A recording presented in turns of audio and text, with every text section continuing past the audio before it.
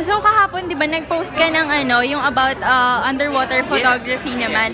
When did you start doing Matagal na, maybe almost 3 years. Then siguro the past 2 years, that's when I took it a bit seriously. But how did you start? Studied talaga.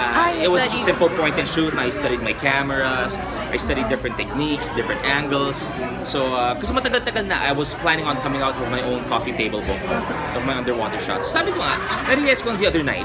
Sabi ko, I have, kasi nililipat ko sa computer ko, may newest shots. Sabi ko, bakit hindi ko nilalabas? Sabi ko, one of my shots was already featured nung last Dive Expo.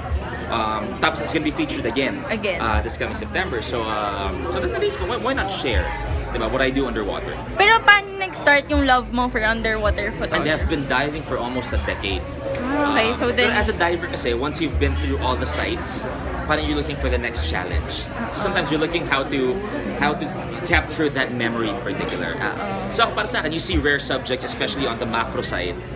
That's why I started taking pictures. Okay. Pero may influence ba from other people to a lot of my dive masters are photographers din. Kasi yung logically next step eh. Kasi magsasawa ka rin after a while diving at the same spot all over again. So yung mga dive masters ko sila nagtuturo sa akin. May favorite spot ka ba na... In Anilao, ang dami. Of course, besides Anilao, as the diving area in Batangas. Dive sites, there's a place called Bethlehem.